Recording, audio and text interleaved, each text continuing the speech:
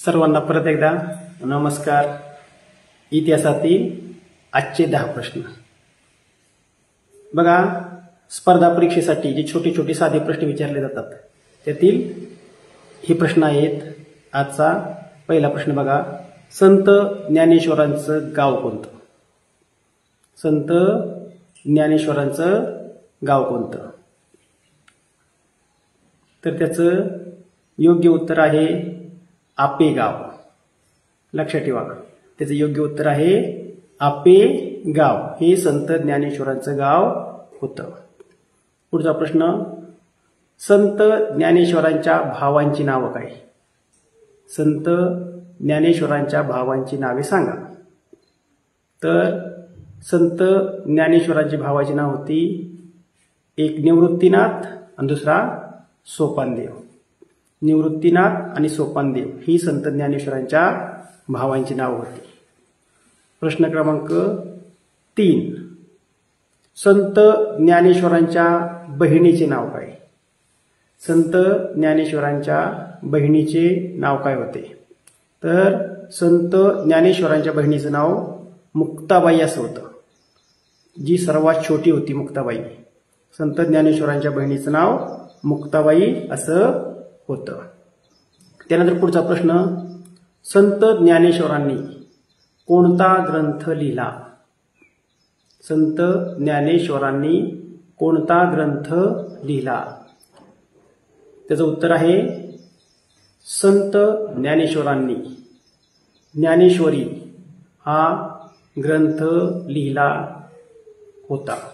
ज्ञानेश्वरी, त्याचं उत्तर आहे योग्य उत्तर ज्ञानेश्वरी। आता ज्ञानेश्वरांची समाधी कोठे आहे? ज्ञानेश्वरांची समाधी कोठे आहे? बघा, प्रयत्न करा। ज्ञानेश्वरांची समाधी कोठे आहे? त्याचं योग्य उत्तर आहे ज्ञानेश्वरांची समाधी आळंदी या ठिकाणी आहे। आळंदी या ठिकाणी ज्ञानेश्वरांची समाधी आहे। त्यानंतर पुढचा प्रश्न, संत एकनाथांचे गाव कोणते? संत एकनाथांचे गाव कोणते? विचार करा, संत एकनाथांचे गाव कोणते? तर त्याचं योग्य उत्तर आहे संत एकनाथांचे गाव पैठण होय। संत एकनाथांचे गाव पैठण होय। त्यानंतर पुढचा प्रश्न, संत तुकारामांचे गाव कोणते? संत तुकारामांचे गाव कोणते? त्याचं योग्य उत्तर आहे संत तुकारामांचे गाव देहू हे होय। संत तुकारामांचे गाव देहू हे होय। त्या पुढचा प्रश्न, जय जय रघुवीर समर्थ अशी गर्जना कोणी दिली? जय जय रघुवीर समर्थ अशी गर्जना कोणी दिली? तर त्याचे योग्य उत्तर आहे जय जय रघुवीर समर्थ अशी गर्जना संत रामदास स्वामींनी दिलेली। जय जय रघुवीर समर्थ अशी गर्जना संत रामदास स्वामींनी दिलेली। पुढचा प्रश्न, संत रामदास स्वामींनी कोणता ग्रंथ लिहिला? संत रामदास स्वामींनी कोणता ग्रंथ लिहिला? त्याचं योग्य उत्तर आहे संत रामदास स्वामींनी दासबोध हा ग्रंथ लिहिला।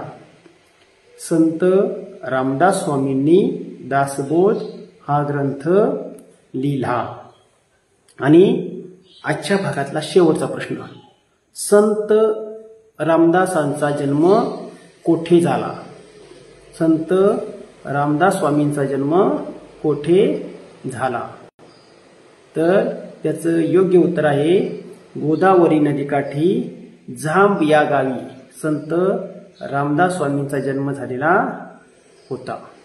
जांब त्याचं योग्य उत्तर आहे। अशा प्रकारे आज आपण छत्रपती शिवाजी महाराजांचा जो इतिहास आहे या इतिहासाच्या काळातील हे 10 प्रश्न पाहिलेले आहे। तुम्ही पण काय करा, पुन्हा पुन्हा हे प्रश्नांची उत्तरं ऐका। तुम्हालाही भविष्यात 100% ही प्रश्न उपयोगी पडणार आहेत। सर्वांचं खूप खूप आभार। धन्यवाद।